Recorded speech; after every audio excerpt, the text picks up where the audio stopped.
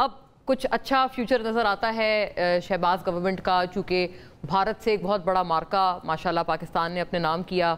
IMF tranche Bharat ने भी उसमें कई डिप्लोमेटिकली कोशिश की, हमें ना मिले लेकिन मिल गई, अप्रूव हो गई। Does the future look brighter for the present government? पता नहीं, शायद उनका फ्यूचर ब्राइटर हो, मुल्क का नहीं है। मुल्क के मसाइल आपने हल नहीं किए अभी तक, ना आप में सलाहियत है ना आप कर सकते हैं। इसलिए आज एक यकजहती का माहौल आपको मिला है, इसको इस्तेमाल करें और मुल्क में जो निफाक है, जो ये तफरीक है मुल्क के अंदर, इसको ख़त्म करें।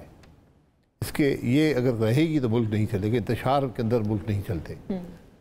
तो आज हुकूमत के पास ये बड़ा मौका है। ये हुकूमत एक मुतनाज़ा हुकूमत है, इसके पास मैंडेट इसका मुतनाज़ा है, तो उसको उसी पैराए में अपने काम करने चाहिए।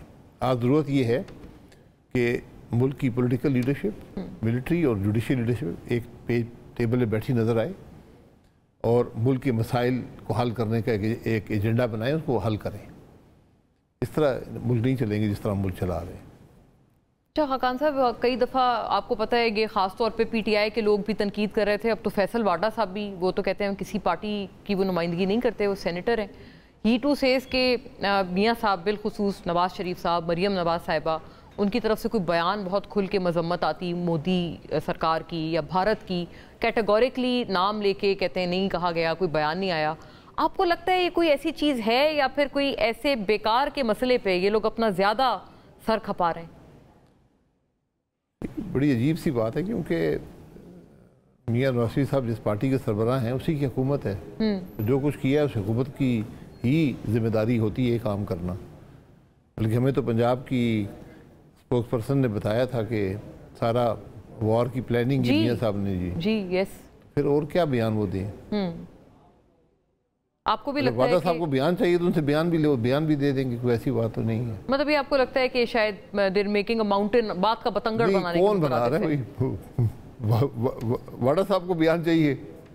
वाडा साहब भी बयान की तलाश में और PTI के भी कई लोग बयान की तलाश में, तो वो कह दे वज़ीर-ए-आज़म को बयान दे देंगे। वज़ीर साहब यही तकरीरें कर चुके हैं, 10-12 तकरीरें वो कर चुके हैं। लेकिन वो कहते हैं शहबाज साहब, मतलब आपको पता है ये बड़ा पॉपुलर ओपिनियन है ऑपोजिशन की रैंक्स में कि शहबाज साहब की एक अलग पॉलिसी है और नवाज शरीफ साहब की एक अलग पॉलिसी है।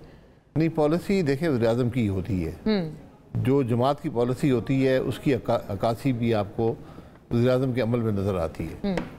तो ये कहना कि बहरहाल ये उनका फैसला है, उनसे आपस में सब इकट्ठे हैं, पूछ लें एक दूसरे से क्या बयान चाहिए क्या नहीं चाहिए।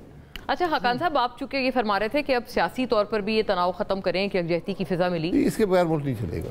सुना हमने ये है, इत्तलात हैं कि बैरिस्टर सैफ और राना सनाउल्लाह साहब की कोई मुलाकात हुई है और पार्टी के अपने अंदर, मतलब एटलीस्ट PTI लिमिटेड के बाद बहुत उस वहाँ पर भी अभाम है कि बात करनी है नहीं करनी, क्योंकि अब एक नई तहरीक के आगाज़ का भी अंदिया दे रहे हैं गंडापुर साहब।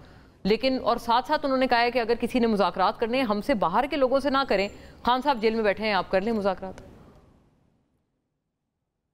क्या मुज़ाकरात करने, ये बता दें ना। मुज़ाकरात मुल्क के लिए होने चाहिए, अशखास के लिए नहीं कि मुझे कुछ मिल जाए या वो कहते हैं हमें कुछ मिल जाए।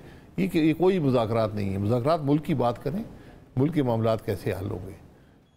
गंडापुर साहब को मेरा मशवरा होगा कि अपना सूबा चलाएं। उस सूबे के अंदर बहुत से मसाइल हैं, वो वज़ीर आला हैं, उनका बुनियादी काम उस सूबे के मसाइल हल करना है।